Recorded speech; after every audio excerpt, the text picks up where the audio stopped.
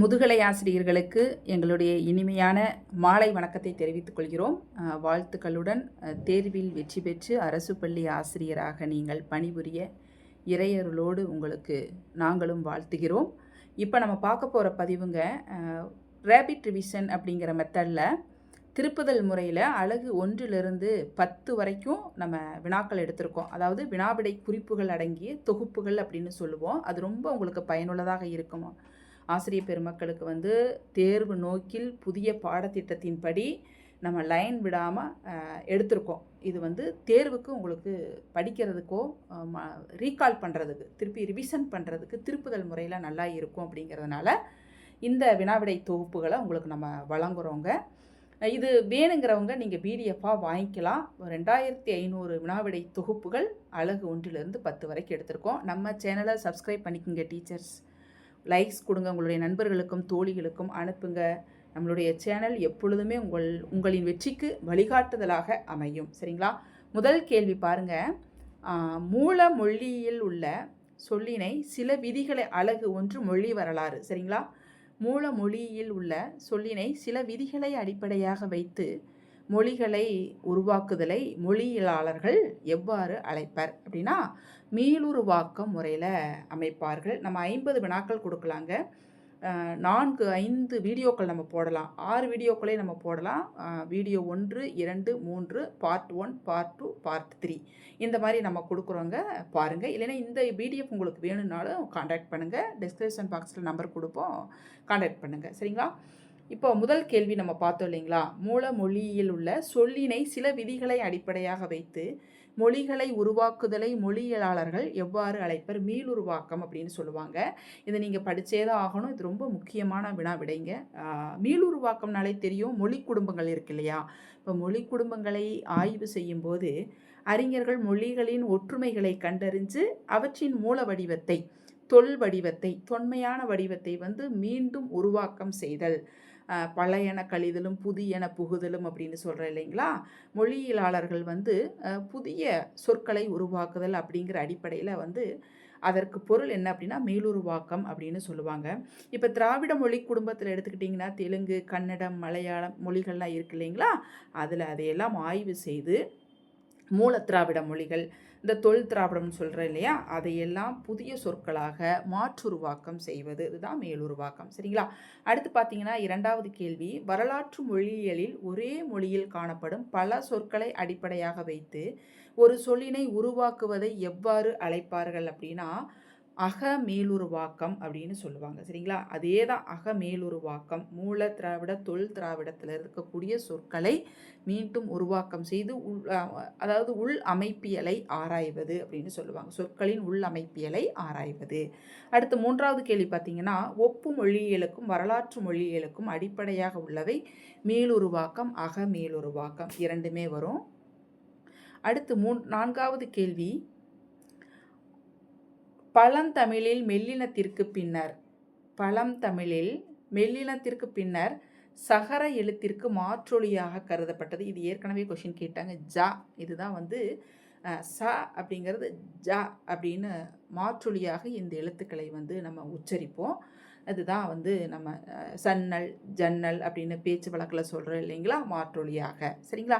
அடுத்து மொழிகளில் மிக அதிகமாக காண கிடக்கும் ஒரு மாற்றம் ஓரினமாக்கம் அப்படின்னு சொல்லுவாங்க. இது ஏற்கனவே கொஷின் கேட்டது தான். ஓரினமாக்கம் அப்படின்னா சொல்ல எடுத்துக்கிட்டோம் அப்படின்னா ஒரு அதனுடைய ஒளியின் முன்னும் பின்னும் மற்றொரு ஒளி அதன் உச்சரிப்புக்கு ஏற்றார் போல மாறுதல், இதுதான் ஓரினமாக்கம் அப்படின்னு சொல்லுவாங்க. இப்போ ச, ஞ, ஜா அப்படின்னு சொல்கிறோம் இல்லைங்களா? இதுதான். அப்போ இது உலக மொழிகள்லேயே பார்த்திங்கன்னா தமிழ் மொழிகளில் தான் அதிகமாக காணப்படும் ஒரு நிகழ்வுன்னு சொல்கிறாங்க. உதாரணமாக நஞ்சை, செண்பகம், செம்பகம், தன்பின் அப்படிங்கிறது தம்பி அப்படிங்கிறோம் இல்லையா? ஒரு ஒளியனுக்கு முன்னரோ அல்லது பின்னரோ வருகின்ற மற்றொரு ஒளியன் முந்தைய அல்லது பிந்தைய ஒளியனின் உச்சரிப்பிற்கேற்ப மாறி வரும் மாற்றத்தை எவ்வாறு அழைப்பார்கள் அப்படின்னா ஓரினமாக்கம் அப்படின்னு சொல்லுவாங்க. சரிங்களா? அதாவது ஒளிகள் அடுத்தடுத்து, இப்போ செண்பகம், செம்பகம் அப்படிங்கிறோம் பேச்சு வழக்கில். அப்போ ஒரே உச்சரிப்பு, ஒளி அமைப்பு மாறுபடுதல் அப்படிங்கிறதா ஓரினமாக்கம். சரிங்களா? அடுத்து 7வது கேள்வி, ஒரு சொல்லின் முன்னால் வருகின்ற ஒலியனுக்கேற்ப பின்னால் வரும் வேறொரு ஒலியன் மாறுபடுமாயின் அதனை எவ்வாறு அழைப்பார்கள் அப்படின்னா முன்வழி ஓரினமாக்கம் அப்படின்னு சொல்லுவாங்க. எடுத்துக்காட்டு இரு, இரி. அப்போ தமிழில் வந்து இருன்னு சொல்கிறோம், அது வந்து இரிங்கிறோம் மலையாளத்தில். இப்போ இப்படி மொழிகளுக்கு ஏற்றார் போல் அந்தந்த மொழிகளுக்கு ஏற்றார் போல் சொற்களில் மாறுபாடு ஏற்பட்டு உச்சரிப்பின் தன்மை மாறுபடுதல் முன்வழி ஓரினமாக்கம். அதே மாதிரி பின்வழி ஓரினமாக்கம் பாருங்கள். ஒரு சொல்லின் பின்னால் வருகின்ற ஒலியனுக்கேற்ப கொஸ்டின்லேயே நம்ம ஆன்சர் இருக்குது பாருங்கள். ஒரு சொல்லின் பின்னால் வருகின்ற ஒலியனுக்கேற்ப முன்னால் வரும் ஒலியனின் உச்சரிப்பு மாறுபடுமாயின் அம்மாற்றத்திற்கு பெயர் பின்வழி ஓரினமாக்கல். புன்சை, புஞ்சை. இப்போ என்ன அப்படின்னா நஞ்சை, புஞ்சை இந்த சொல்லில் இஞ்சு மற்றும் இச்சு ஒலிகள் அருகருகே வர்றது தான். சரிங்களா? இதுதான் வந்து பின்வழி ஓரினமாக்கல் அப்படின்னு சொல்லுவாங்க. அடுத்து பாருங்கள் 9வது வினாவிடை குறிப்புகள். கடன் வாங்கும் மொழியினை அழைக்கும் முறை கொடை மொழின்னு சொல்லுவாங்க. கடன் வாங்கும் ஒருத்தர்கிட்ட போய் நம்ம கடன் வாங்குகிறோம் அப்படின்னா அவங்க கொடுப்பது அப்படிங்கிறது வந்து கொடைமொழி அப்படிங்கிறத ஒரு உதாரணமாக நம்ம சொல்ல முடியும். அடுத்து பார்த்திங்கன்னா நார்வேஜியின் மொழிகளை ஆராய்ந்த அறிஞர் காஹன். தமிழில் கலந்த அரபிக் மொழிகள். இப்போது எப்படி கேட்பாங்கன்னா கொஷின் பாருங்கள். முந்தைய வினாத்தால் நம்ம ஒப்பிட்டு பார்க்கும் பொழுது லாகா என்ற சொல் எம்மொழியிலிருந்து தமிழில் கலந்தது. ஒரு கொஷின் கண்டிப்பாக வருங்க. தமிழில் கலந்த அரபிக் மொழிகள் லாகா, சோப்பு, சைத்தான், தகவல், தணிக்கை, மகசூல். இது இப்படியே வச்சுருக்கேன். நீங்கள் வந்து ஸ்க்ரீன்ஷாட் போட்டு எடுத்து நோட்டில் எழுதி வச்சுக்கோங்க டீச்சர்ஸ். அடுத்து 12வது பாருங்கள். தமிழில் கலந்த உருதுமொழி சொற்கள். இப்போ இது அதே மாதிரி தான் வந்து வினா எழுப்பலாம். அசல் என்ற சொல் எம்மொழியிலிருந்து தமிழ் மொழியில் கலந்தது. இப்படி கேட்கலாம். சரிங்களா? நகல், அண்டா, அணா, அஸ்திவாரம், இஸ்திரி, உசார், உண்டி, கச்சேரி, கஜகஜா, கசானா, கஜாப்பு, கஞ்சா, கப்சா, கம்மி இதெல்லாமே வந்து உருதுமொழி சொற்கள். அடுத்து 13 தமிழில் கலந்த பெரிசியன் மொழி சொற்கள். சுமார், பிங்கான், ரசீது, ரஸ்தா, லுங்கி, லுங்கி வேட்டின்னு சொல்கிறோம் இல்லைங்களா? அது எல்லாமே நம்மளுடைய மொழி சொல்லில் பெரிசியன் மொழியிலிருந்து வந்தவை. அடுத்து பாருங்கள் 14வது கேள்வி. தமிழில் கலந்த மராட்டிய மொழி சொற்கள். ஏற்கனவே கொஷின் கேட்டுட்டாங்க. நம்ம அட்டவணை டைம் டேபிள்லாம் சொல்கிறோம் இல்லைங்களா? அது எல்லாமே வந்து மராட்டிய சொற்கள்ங்க. அபாண்டம், காகிதம், கிச்சடி, கிண்டி இது எல்லாம் குண்டான்னு சொல்கிறோம் இல்லையா? சாவடி இதெல்லாமே வந்து பேட்டை, வில்லங்கம் இது எல்லாமே வந்து மராட்டிய மொழி சொற்கள். அடுத்து 15வது கேள்வி. தமிழில் கலந்த போர்ச்சுகீசிய மொழி சொற்கள். பாருங்கள். அன்னாசி, கடுதாசி, ஜன்னல், துவளை, பாதிரி, பீப்பாய் இது எல்லாமே தமிழில் கலந்த போர்ச்சுகீசிய மொழி சொற்கள். 16வது கேள்வி. தமிழில் கலந்த பிரெஞ்சு மொழி சொற்கள். ஆஸ்பத்திரி, டாக்டர், புட்டி, லாந்தர், கரோட்டு, கிழங்கு இதெல்லாமே. நாஞ்சில் நாட்டு தமிழில் 17வது பாருங்கள். நாஞ்சில் நாட்டு தமிழில் பயின்று வந்துள்ள மலையாள மொழி சொற்கள். கச்சபடம், பட்டி, ஜன்மி, நேரியல், பிரதமன், தரவாடு. 18வது கேள்வி. தெலுங்கு மொழியியலில் தமிழ் மொழிக்கு வந்தவை. இது அப்படியே ஸ்க்ரீன்ஷாட் போட்டுக்குங்க. சொன்னால் நேரம் ஆகிடும். நான் கொஞ்சம் நேரம் வெயிட் பண்ணுறோங்க. ஸ்க்ரீன்ஷாட் போட்டு அப்படியே எழுதி வச்சுக்கோங்க. இதெல்லாம் ரொம்ப முக்கியம். தெலுங்கு மொழியிலிருந்து தமிழ் மொழிக்கு வந்த சொற்கள் எவை எவை அப்படின்னு பொறுத்துகள்லையும் கேட்கலாம். சரிங்களா? அடுத்து பார்த்திங்கன்னா கன்னட மொழியிலிருந்து தமிழ் மொழிக்கு வந்தவை. 19வது கேள்வி பாருங்கள். 70க்கும் மேற்பட்ட சொற்கள்லாம் வந்திருக்குது. கன்னட மொழி சொற்கள். அட்டிகை, எகத்தாளம் பேசாத அப்படின்னு சொல்கிறோமா இல்லையா? கெடுபிடி, கொஸ்து, எட்டன், சமாளித்தல், தாண்டல். ஒரு நாளைக்கு 100 தடவை சொல்லுவோம் சமாளிக்கிறோம் அப்படின்னு சொல்லுவோம். அதெல்லாமே நம்மளுடைய மொழி சொற்கள் கிடையாது, கன்னட மொழியிலிருந்து வந்தவை. அடுத்து 20வது கேள்வி. ஒளியை ஆராயும் முறையை 3 வகையாக பகுத்தனர். அடுத்து பார்த்தீங்கன்னா 21வது கேள்வி ரொம்ப முக்கியமான கொஷின். காக்கை பாடினியார் என்னும் புலவர் வடக்கும் தெற்கும் குடக்கும் குணக்கும் என தமிழ் வழங்கும் எல்லையினை வகுக்கின்றார். இப்போ தமிழ் வழங்கும் எல்லையினை வகுத்தவர் காக்கை பாடினியார். வடக்கும் தெற்கும் குடக்கும் குணக்கும். அடுத்து தமிழன் கிளவி தொல்காப்பிய நூற்பா. தமிழின் தொன்மை அதுதான் நம்ம பார்க்க போகிறோம். தமிழ் மொழி வரலாறுல தமிழ் மொழியினுடைய தன்மைகள் பார்த்தோம். அதனுடைய தனித்தன்மை, அதனுடைய தொன்மை இப்போ நம்ம பார்க்குறதுங்க. தமிழன் கிளவி தொல்காப்பிய நூற்பாவில் தமிழன் கிளவி என்ற வரிகள் இடம்பெற்றுள்ளன. தமிழ் கூறு நல்லுலகம் என்ற வரிகள் இடம்பெற்ற நூல் தொல்காப்பிய பாயிரம். தமிழ் தலை மயங்கிய அப்படிங்கிற வந்து புறநானூற்றில் இடம்பெற்றுள்ளது. தமிழ் கெழு கூடல் புறநானூற்றில் இடம்பெற்றுள்ளது. எப்படி கொஷின் கேட்பாங்க? தமிழ் கெழு கூடல் அப்படிங்கிற தமிழின் தொன்மையை உணர்த்தக்கூடிய இந்த வரிகள் எந்த நூலில் இடம்பெற்றுள்ளது அப்படியும் கேட்கலாம். தமிழ் கெழு கூடல் இடம்பெற்ற நூல் எது அப்படின்னு கேட்கலாம். அடுத்து 26வது கேள்வி. தெலுங்கர்களும் கன்னடர்களும் தமிழ் மொழியை அரவம் என்று அழைப்பதை குறித்து பல்வேறு கருத்துக்களை விரிவாக கூறியவர் கால்டுவெல். அரவம் என்று. 27வது கேள்வி. இது எப்படி அரவம் வந்தது அப்படின்னா அருவா நாடு என்பதன் திரிவே அரவம்னு சில பேர் சொல்லுவாங்க. 29வது கேள்வி, வடமொழியில் அரவம் என்றால் ஒளியற்றது என்று பொருள். இது ஏற்கனவே கொஷின் வந்து கேட்டாச்சுங்க. 29, தமிழில் இஹ் போன்ற மூச்சொலிகள் இன்மையால் இம்மொழியை அரவம் இஹ் அப்படிங்கிற மொழி இல்லாததுனால இதை அரவம் என்று அழைக்கப்பட்டிருக்கலாம் என்று கால்டுவெல் சொல்கிறாருங்க. அடுத்து 30வது கேள்வி, கன்னட மொழியின் ஒளியன்களை பற்றி ஆராய்ந்தவர் H.S. பிலிகிரி.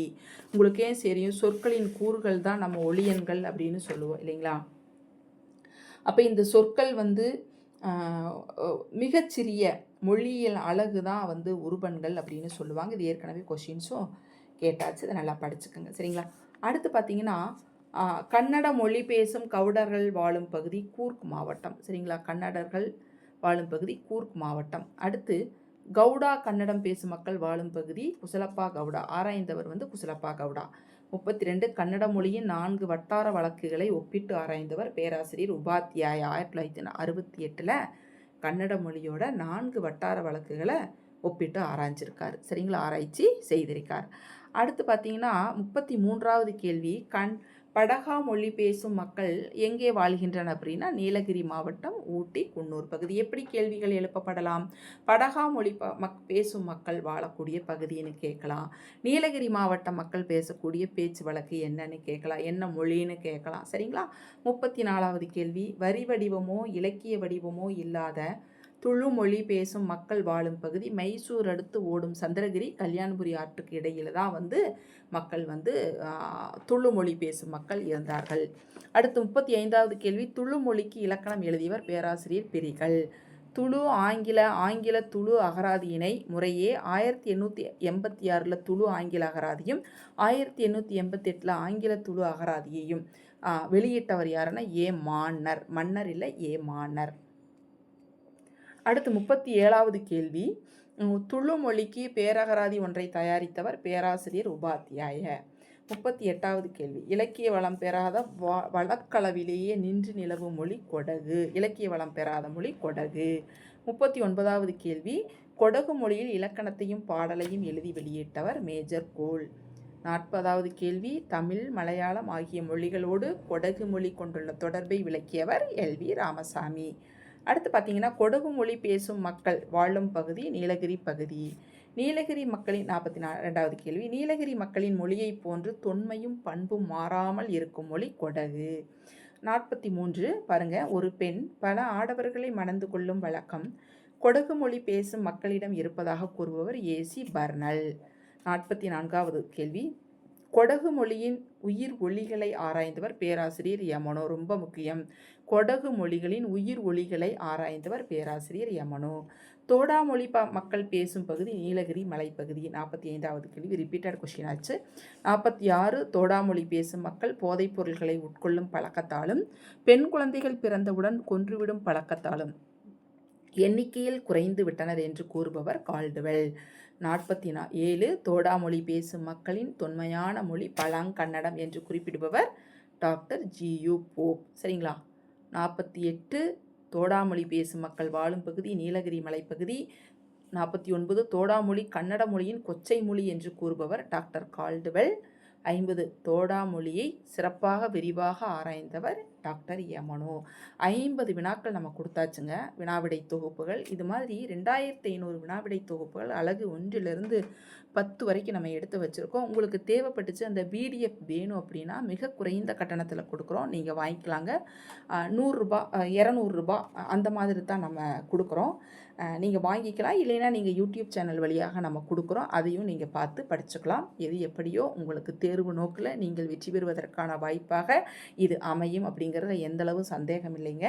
டீச்சர்ஸ் வாழ்த்துக்கள்.